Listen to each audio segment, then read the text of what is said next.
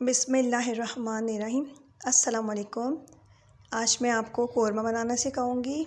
ये 1 kilo chicken ले ली कोरमा बनाने के लिए। 4 से 5 नॉर्मल साइज़ की प्याज आप बारीक काट लें, जिसको हम ब्राउन करेंगे। देखें कितनी अच्छी प्याज कटी हुई है बारीक, बिल्कुल इसी तरह से आप भी प्याज काटें।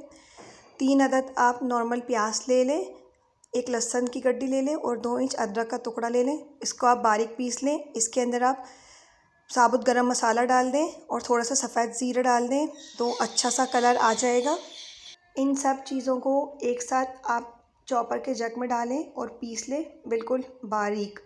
इसमें गरम मसाला डालने से इसका टेस्ट कोरमे में बहुत अच्छा आएगा। आप भगोने के अंदर फिर 1 प्याली तेल डालें। अगर आप ज़्यादा डालना चाहते हैं तो ज़्यादा डाल लें, तेल कम ज़्यादा कर सकते हैं, लेकिन कोरमे में ज़्यादा तेल ही अच्छा लगता है। इसके अंदर जो कटी हुई प्याज थी वो आप डाल दें और इनको आप हल्का चलाएं। इनको मतलब ब्राउन करना है, जैसे हम प्याज ब्राउन करते हैं बिरयानी के लिए, इसी तरह से प्याज को ब्राउन करना है। और जब ये ब्राउन हो जाएं तो आप इसे निकाल लें, क्योंकि फिर ये एंड के अंदर कौरमे के अंदर हम डालेंगे और इससे दाना बनता है कौरमे के अंदर। और अच्छा, प्याज को बाहर निकाल के हवा में रख लें ताकि प्याज थोड़ी सख्त हो जाए। प्याज सख्त होगी तो प्याज का चूरा अच्छा बनेगा। आप हस्बे ज़रूरत नमक ले लें, 1 चम्मच पिसा हुआ धनिया ले लें, 1 चम्मच मिर्ची ले लें।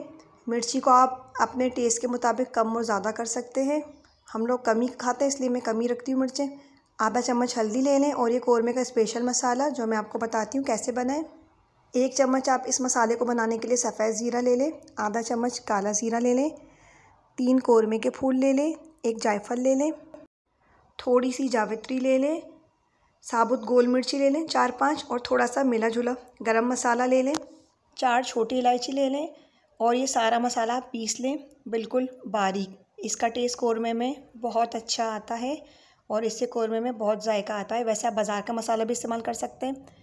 ये गरम मसाला है, ये मैंने आधा चम्मच लिया है। अब ये सारे मसाले हम एक साथ कोरमे के अंदर ऐड कर देंगे। जब कोरमे में हम सब चीज़ें डालेंगे, चिकन विकन, तो ये मसाला भी उसी वक्त डाल देंगे। प्याज ब्राउन हो गई है, प्याज को हमने निकाल लिया है। अब इसे किसी ऐसी जगह रख दें, हवादार जगह पे रख दें, ताकि ये हवा में थोड़ी सी सख्त हो जाए, ताकि इसका चूरा अच्छा बन सके।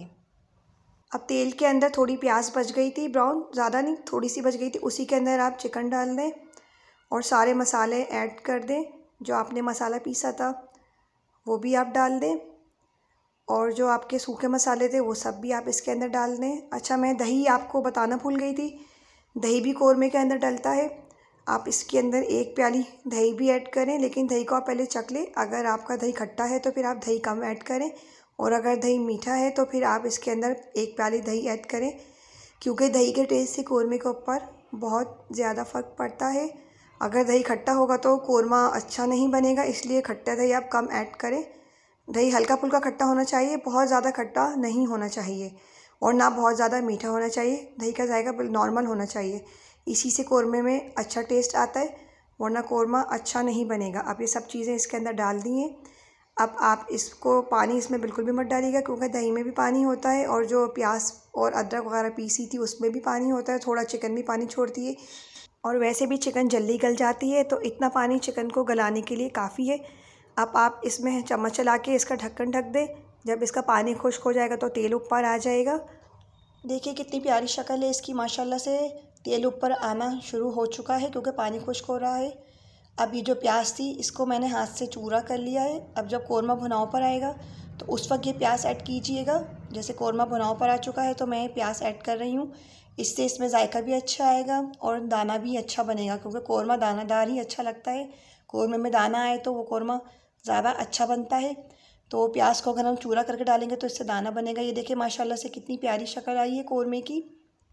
आप इसको हल्के हाथों से चलाइए, ज़्यादा ज़ोर से मत चलाइएगा, क्योंकि चिकन का कोरमा है, फिर चिकन टूट जाएगी अगर आप ज़्यादा इसको ज़ोर से चलाएंगे।